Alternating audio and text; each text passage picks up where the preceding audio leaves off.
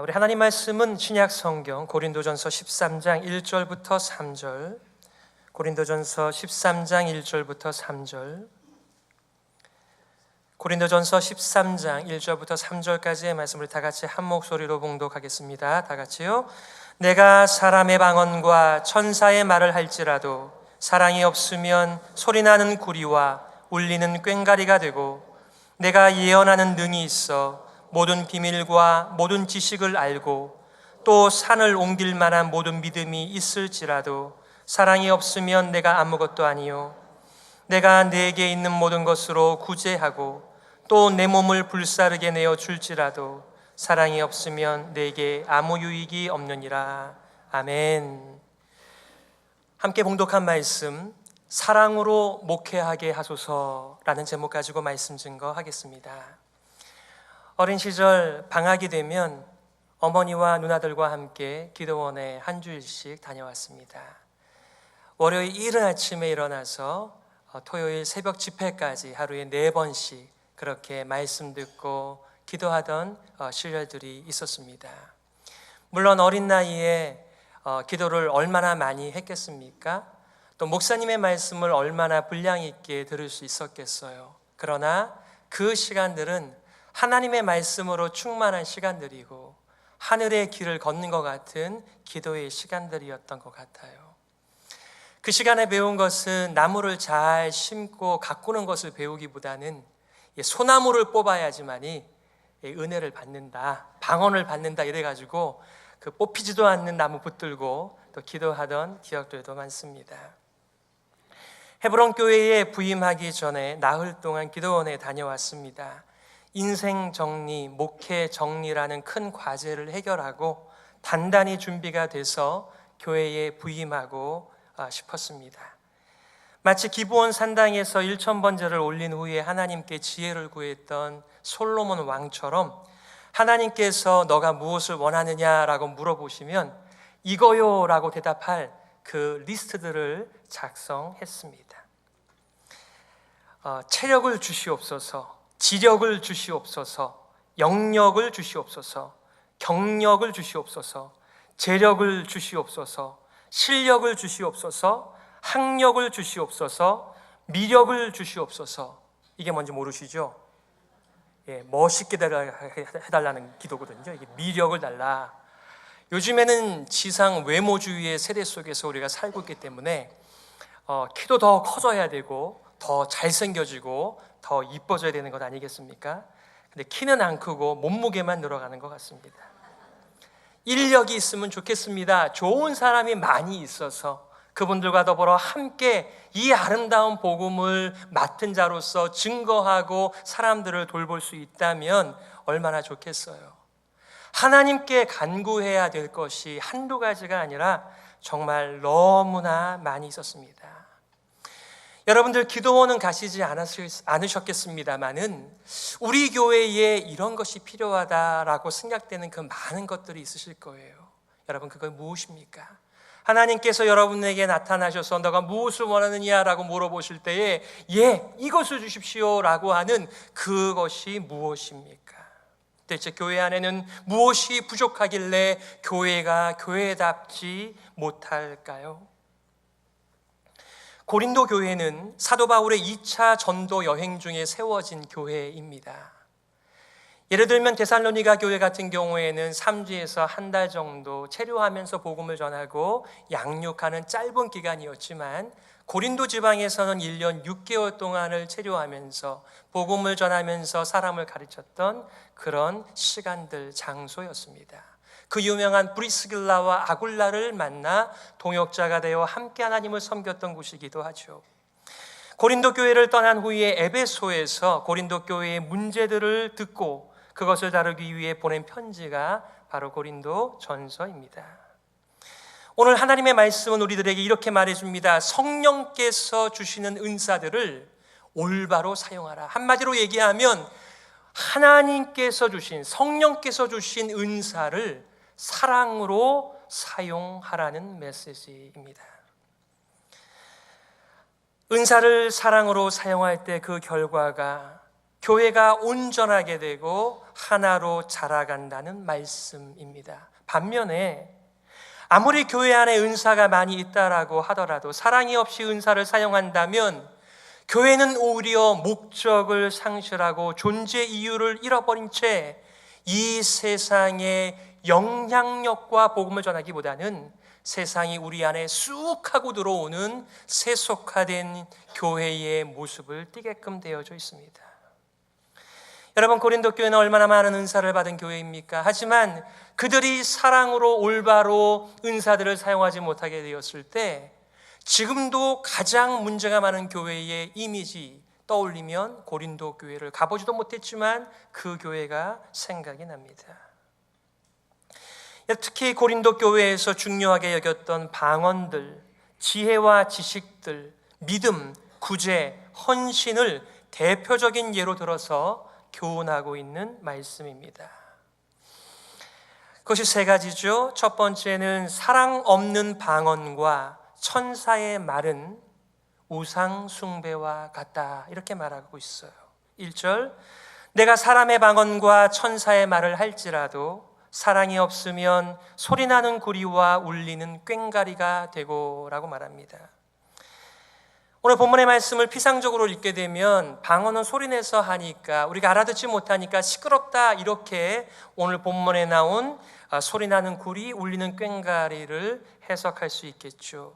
그러나 이것은 헬라의 모라지경의 신비주의적인 예배의식에 사용하는 대표적인 도구가 바로 소리나는 구리와 울리는 꽹가리입니다. 1절은 예배의 세팅 속에서 말씀하고 있는 말씀이에요.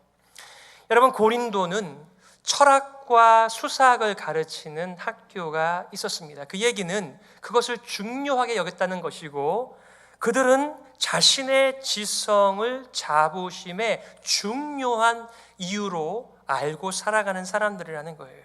그 당시에 고린도 사람들 같이 얘기하는구나, 이렇게 얘기하면 그 말의 의미는 체계적이고 논리적이고 지성적이고 미사여구를 붙여다가 말을 하는 사람을 가리켜서 고린도 사람처럼 얘기하는구나, 좀 배웠구나, 이렇게 사용을 하는 것입니다. 고린도 성도들도 고린도 지방의 영향권에 있으면서 방언을 천사의 말로 이해했어요. 말을 중요하게 여기면서 그들은 천사의 말을 하고 있다라고 하는 자부심 속에서 우리는 하늘의 예배 가운데 있다, 이렇게 자기의 예배를 주장하였던 것입니다. 자신의 일이 대단한 일이다 보니까 더욱더 힘을 내서 다른 사람은 아랑곳하지 않고 자기의 터득한 혹은 하나님께 받은 방언들을 그렇게 하면서 질서를 깨면서 오히려 교회가 어지럽게 되었음을 말하고 있는 것입니다. 오늘 본문의 말씀은 방언을 하라 마라, 방언이 있다 없다, 이런 얘기를 하는 것이 아니에요. 하나님의 주신 것은 다 좋은 것입니다. 성령께서는 교회를 온전하게 하고, 그리고 복음을 지켜내기 위하여 수십 가지의 수백 가지의 성경에 기록되지 않은 많은 은사들을 성령께서 베풀어 주셨습니다. 문제는 은사가 있느냐 없느냐 이런 문제가 아니고 그 은사를 사랑으로 사용하고 있는가, 올바로 그것을 사용하여 교회를 세우고 있느냐, 이것이 관건이죠. 방언을 말하며 천사의 말을 한다고 하는 사람들은 이 은사를 사용하는 것 자체에 가치를 부여하면서 다른 사람들을 의식하지 않은 채 마음껏 떠들었던 것입니다. 여러분, 예배가 무엇입니까? 같은 믿음으로 같은 은혜 속에서 같은 성령 안에서 삼위 하나님께 예배드리는 것이 아니겠어요? 그런데 그 시간에 자신의 은사를 자랑하면서 자기 만족에 빠져있는 이 모습을 가리켜 사도 바울은 그것은 이방 예배와 똑같은 것이다. 하나님께 받은 성령의 은사들이지만, 하나님께 예배하는 자리지만 자신의 은사를 사용하기 위하여 다른 사람을 무시하는 그 태도와 삶은 이방 세계의 예배와 똑같다, 이렇게 말하고 있는 거죠. 사도는 사랑이 없는 방언들, 곧 천사들의 말로 예배드림, 그것은 하나님께 드리는 예배가 아니라 이방인의 예배와 같다라고 깨우치는 것입니다.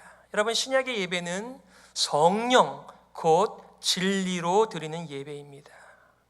예수님을 다 주로 고백하면서 드리는 찬양과 경배, 신실하신 하나님을 기대하면서 은혜의 보좌 앞에 나가는 겸비한 기도, 하나님의 진리의 말씀으로 세상의 눈꺼풀이 벗겨지고 결단하는 공동의 예배, 바로 복음으로 드리는 예배입니다. 여러분, 이 예배는요, 혼자 드리는 예배가 아니고요, 같은 피를 가지고 한 형제가 되고 한 자매가 되고 같은 주와 한 성령을 섬기는 가족 공동체 믿음의 예배라고요.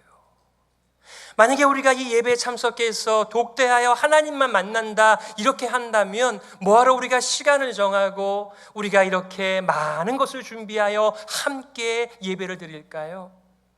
그렇지 않죠. 우리는 믿음의 공동체를 의식하면서 하나님께 나아가는 것입니다. 다른 사람들을 무시하고 자신의 은사를 소중히 여기는 것 중요하지만 그것만을 가지고 예배를 드리고 있다라고 한다면 성경은 이렇게 말하고 있는 것입니다. 현대교회의 예배는 초대교회와 비교할 때 절차가 더 많아졌습니다. 잘 짜여지고 준비된 예배입니다. 제가 이전에 사역했던 교회는 방송국도 아니면서 한 예배를 위해서 큐 시트가 있었습니다. 그래서 언제 등장하고 언제 퇴장하고 몇 분 안에 끝내고 물 흐르듯이 예배가 진행이 됩니다.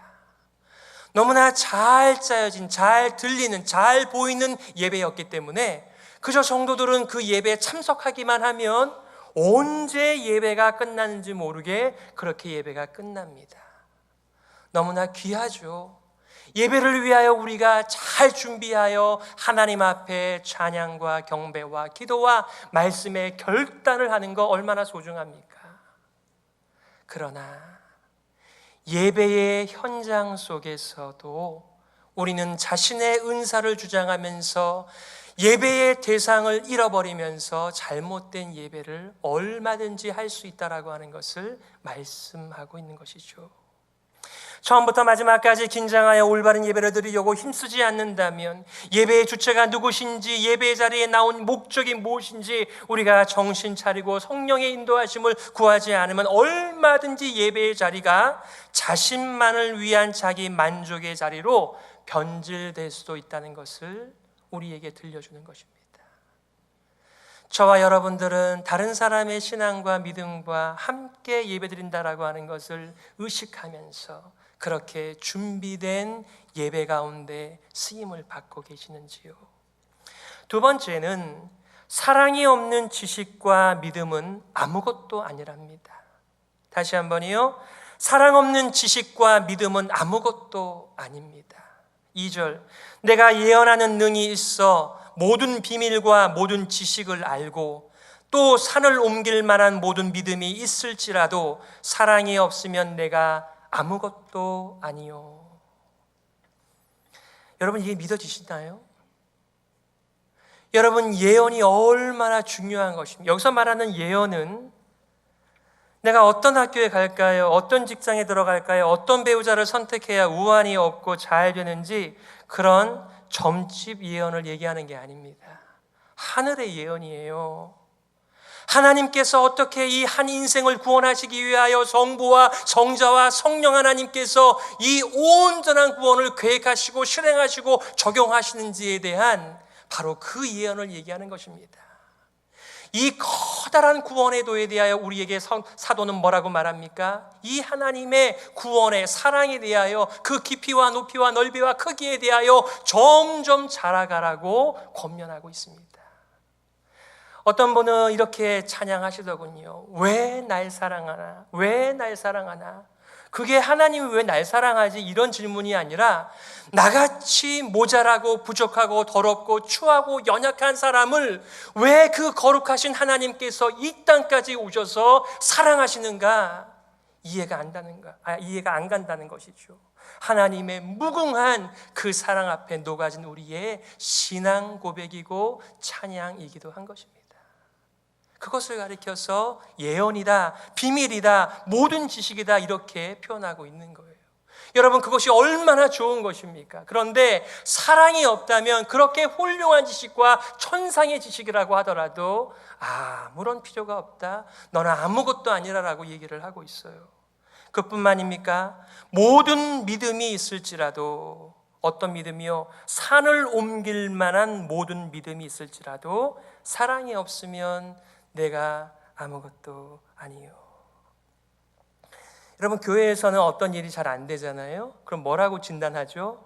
믿음이 없어서 그래, 믿음이 약해서 그래.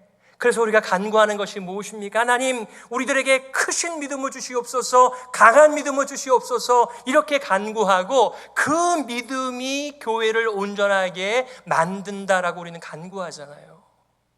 여러분, 큰 믿음이, 강한 믿음이 얼마나 좋은 것입니까? 하지만 그것에 대하여 뭐라고 말해요? 그러나 그 좋은 큰 믿음, 강한 믿음이라고 할지라도 사랑이 없이 그것이 사용되어진다면 교회를 세우는 것이 아니라 교회를 무너뜨리는 것이라고 말하는 거예요.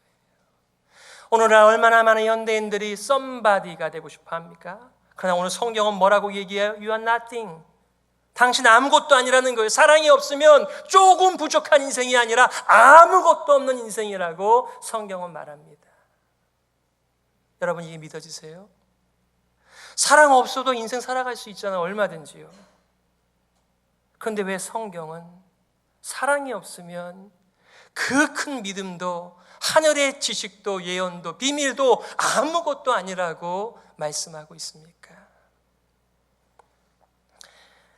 사랑으로 하지 않는 가르침과 기적은 교회를 허무는 것이 되죠. 하늘의 지식과 큰 믿음으로 내가 대단한 일을 하고 있는 것이 아니라 아무것도 아니라는 사실입니다.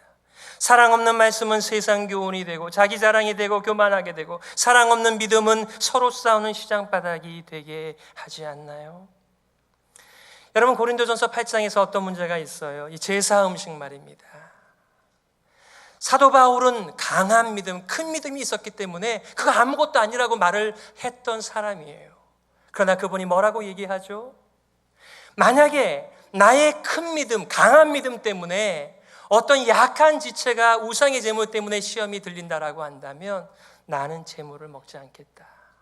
나에게는 그것이 아무것도 아니지만 그 약한 지체에 대한 사랑의 마음과 영혼을 섬기는 마음 때문에 자신의 인생을 절제하기로 하는 삶, 바로 사랑의 삶이 그 큰 믿음을 온전히 사용하게 만드는 것입니다.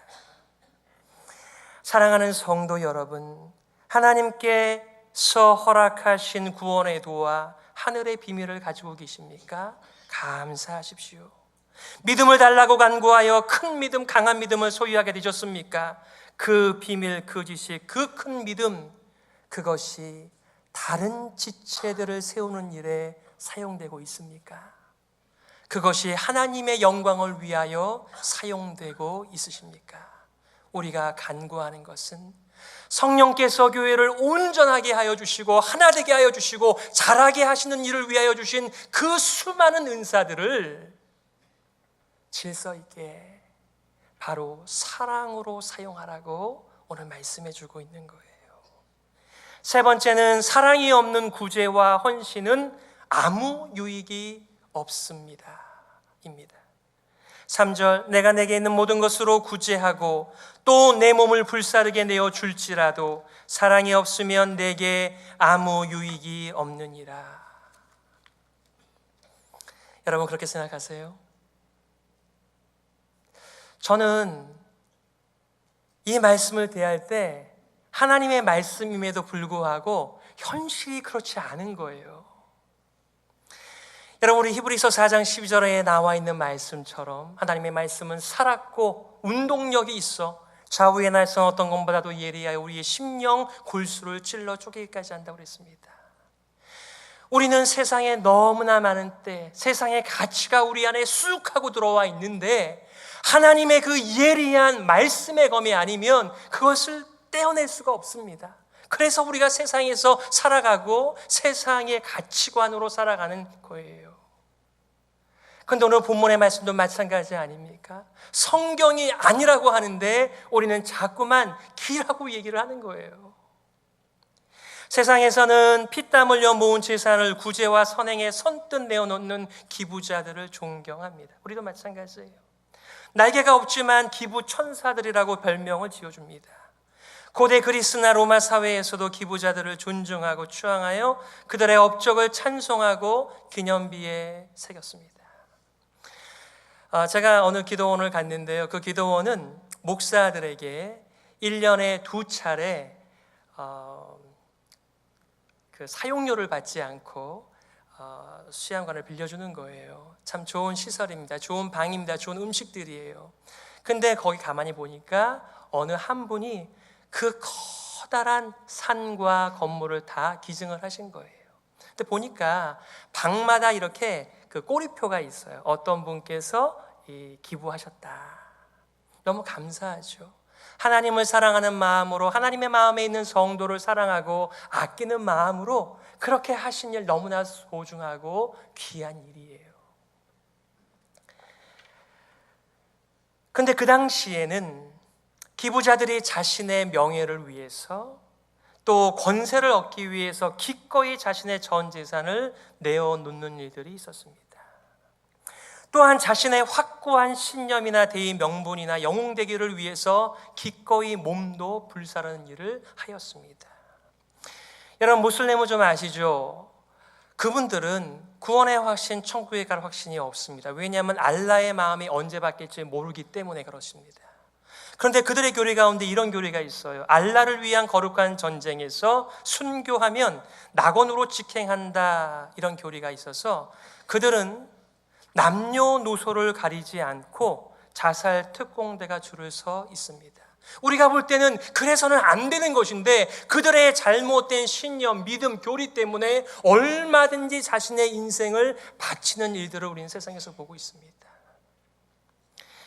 우리가 그냥 편하게 생각하면 어떠한 마음의 동기가 되었든지 간에 교회 안에 구제를 위해서 자신의 재산 절반만 내어놓는다면 얼마나 큰 유익이 되겠어요. 근데 성경은 아무런 유익이 되지 않는다고 말합니다. 저와 여러분의 삶 가운데 하나님의 말씀과 우리의 현실이 부딪힐 때 여러분 무엇을 선택하십니까? 오늘 본문의 말씀이 얘기하는 것이 무엇입니까? 한 메시지예요. 사랑이 전부라는 메시지입니다.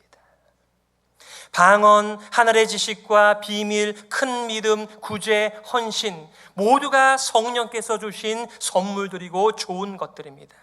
여러분, 성도들 치고 이런 은사들을 사모하지 않는 자가 누가 있을까요? 하지만 하나님의 말씀은 사랑이 없다면 이 은사들은 별로 소용이 없어, 이 정도로 말씀하신 것이 아니라 아무것도 아니다, 아무런 유용함도 없다라고 말씀하고 있습니다. 다른 말로 얘기하면 사랑이 전부라고 말씀하며 사랑이 없으면 아무것도 없는 것이다, 이렇게 말하는 거예요. 현대인들의 귀에는 지나치게 극단적이고 과격한 말씀 같습니다. 정말 사랑이 없다면 모든 것이 무의미할까? 가치가 없을까? 아무것도 아니란 말일까? 그냥 정신 차리고 살라라고 과장법으로 말씀하신 것은 아닐까? 이런 생각이 든다는 거예요. 이 세상에서 터득한 삶의 원리와는 달리 성경은 사랑이 없으면 아무런 필요도 유용함도 없고 아무것도 아니라고 말씀합니다. 자연스럽게 질문을 하게 되죠. 도대체 사랑이 뭐길래? 도대체 사랑이 뭐길래 사랑이 없으면 아무것도 아닌 것이라고 말씀하실까? 제 말이 아니고 성경은 이렇게 말합니다. 사랑의 본질 15개를 4절부터 7절까지 말씀하는데, 사랑은 오래 참고 사랑은 온유하며 투기하는 자가 되지 아니하며 사랑은 자랑하지 아니하며 교만하지 아니하며 무례히 행치 아니하며 자기의 유익을 구치 아니하며 성내지 아니하며 악한 것을 생각지 아니하며 불의를 기뻐하지 아니하며 진리와 함께 기뻐하고 모든 것을 참으며 모든 것을 믿으며 모든 것을 바라며 모든 것을 견디느니라. 여러분, 이것을 읽다 보면 어떤 마음이 들죠? 사도 바울이 사랑의 정의를 끝내지 못했다라고 하는 뉘앙스가 있어요. 무슨 얘기입니까? 우리는 사랑을 이 세상에서 터득하는 게 아니에요. 하나님은 사랑이시다라고 말하는 하나님 자신에게서 사랑을 배우는 것입니다. 일일이 토를 달지 않는다고 하더라도 처음부터 끝까지 15가지의 사랑의 본질을 보게 되면 너무나 메시지가 추상적이에요. 손에 잡히지 않아요. 막연해요. 애매해요. 여러분, 몇 번이나 참아야 오래 참는 것일까요? 사도 베드로는 예수님을 찾아갔습니다. 예수님, 제가 7번 용서하면 되죠. 예수님께서 뭐라고 말씀하십니까? 아니, 70번씩 7번씩, 아니면 7번씩 70번씩이라도 용서해라. 그 말은 490번만 용서하라는 말씀일까요? 그거 아니잖아요. 도대체 우리가 몇 번을 참아야 잘 참는 것이고 몇 번을 용서해야 오래 참는 사랑의 삶을 사는 것일까요? 그런데 이렇게 살지 않으면 아무것도 아니라고요? 얼마만큼 온유해야 온유하다고 할 수 있을까요? 사람이 어떻게 자랑 한번 하지 않고 인생을 살아갈 수 있을까요? 이것이 사랑의 정의요 본질이라고 한다면 우리의 마음 가운데 어떤 마음이 들까요? 내가 사랑하기는 다 틀렸다. 우리는 내가 그렇게 사랑의 사람이라고 하는 말을 듣고 싶어하고 듣고 살아가는데 성경은 너는 사랑하는 사람이 아니야. 너에게는 사랑의 능력이 없어. 이렇게 지금 말씀을 하는 것입니다. 그래서 어떤 학자는 이 사랑에다가 예수 그리스도를 넣으라고 얘기했습니다. 이것은 바로 예수 그리스도이십니다. 예수님만이 사랑의 원천이시고, 그래서 요한복음 15장에 나를 떠나서는 너희가 아무것도 할 수 없다 이렇게 말씀하신 거예요. 말씀을 좀 정리해 보겠습니다. 고린도전서 12장 8절부터 10절까지 10가지의 은사들을 사도 바울은 말하면서 이렇게 말해요. 지혜의 말씀, 지식의 말씀, 믿음, 병고침, 기적행함, 예언, 영분별, 여러 방언, 방언 통역, 신령한 말, 많은 것을 이야기하지만 이것은 성령의 은사의 전부가 아닙니다. 아까도 말씀드린 것처럼 성령께서 교회를 세우시기 위하여 수십 가지의 수백 가지의 은사들을 교회 안에 부어주십니다. 문제는 그 성령께서 주신 은사를 사랑으로 사용하고 있는가? 바로 그것이 교회를 세우는 일입니다. 그러기에 사도 바울은 이렇게 말하는 것이죠. 여러분, 문맥상 더 잘 이해하기 위해서는 12장 다음에 13장을 읽는 것이 아니라 12장에서 바로 14장으로 넘어가셔야 문맥상 더 이해가 빠릅니다. 이렇습니다. 너희는 더욱 큰 은사를 사모하라. 내가 또한 제일 좋은 길을 너희에게 보이리라. 고린도전서 12장 31절 마지막 절이죠. 그 다음에 14장 1절 상반절, 즉 사랑을 따라 구하라. 사랑을 좇아 살라. 이렇게 말을 하는 거예요. 우리들에게 가장 좋은 은사, 큰 은사를 구하라고 말하면서 그것은 바로 사랑이다라고 말하고 있는 것입니다. 그 유명한 성령의 9가지 열매, 사실 단수죠. 오직 성령의 열매는 사랑, 바로 사랑의 다른 모습들이 그렇게 표현되고 있는 것입니다. 여러분, 교회는 성도를 돌보기 위해 존재합니다. 이것을 다른 말로 하면 목회, 패스토링이라고 말할 수 있죠. 이것이 얼마나 소중합니까? 목회는 목회자 한 사람에게 주어진 사명이 아니에요. 예수님의 은혜를 따라 살아가는 모든 성도에게 주신 교회의 사명이고 성도의 사명입니다. 여러분, 무엇을 가지고 목회를 할 수 있겠습니까? 하나님의 공급하시는 사랑으로 목회를 감당하는 것입니다. 제가 여러분들에게 사랑의 화신이 되시오 이렇게 말씀드리는 것이 아닙니다. 제가 오히려 여러분들에게 적용하여 말씀드리는 것은 여러분은 사랑의 삶을 살아가고 있습니까? 방향을 바로 잡으셨습니까? 사랑의 삶이 자라가고 있습니까? 여러분의 인생에 대한 생각, 태도, 말, 행동, 이 모든 것들에 있어서 사랑의 삶으로 살아가고 있는지를 여쭙고 있는 것입니다. 하나님은 사랑이시라. 여러분, 교회 안에 수십 개, 수백 개의 은사를 성령께서 부으셨어요. 얼마나 소중합니까? 그러나 기억하십시오. 은사만으로는 교회가 세워질 수가 없습니다. 우리의 힘을 쏟기 전에, 은사를 발휘하기 전에 여러분의 삶의 방향을 먼저 정하십시오. 사랑하기로. 여러분, 이것은 끊임없는 싸움을 우리들에게 줄 것입니다. 우리 인생의 왕좌에는 내 자신이 올라가서 내 자신을 사랑하는 것과 다른 사람을 사랑하고 하나님을 사랑하는 것 사이에서 끊임없는 영적인 전투를 벌여야 하기 때문에 그런 것입니다. 몸을 불사르기 전에 사랑하기로 결심하십시오. 이것이 저와 여러분들이 함께 불러야 하는 노래이며 기도인 것입니다. 제가 오늘 여러분들에게 부임하여 제가 이렇게 목회하겠습니다, 저에게만 적용하는 것이 아니고요, 우리 모든 헤브론 성도들께서 주여 정말 사랑으로 다른 사람의 영혼을 돌보는 목회의 사랑의 목회로 살아가게 하게 하여 주옵소서.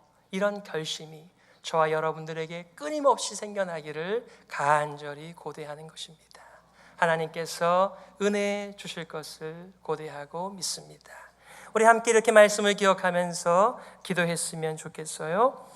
하나님 아버지, 성령께서 제게 주신 은사를 내 자신을 드러내기 위하여 사용하지 않게 하여 주옵소서. 성령께서 부어주신 은사, 교회 공동체 전체의 유익을 위하여 사랑으로 사용하게 하여 주옵소서. 교회가 온전히 세워져 가도록 하나님이여 은혜와 사랑을 허락하여 주옵소서. 우리 함께 통성으로 기도하겠습니다.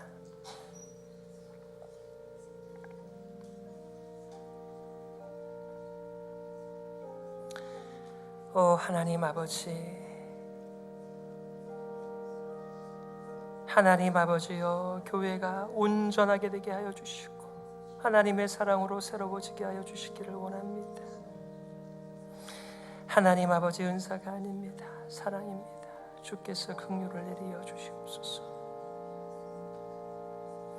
가정이 새로워지고 교회가 새로워지고 이 교회로 말미암아 지역에 복음이 전파되게 하여 주옵소서.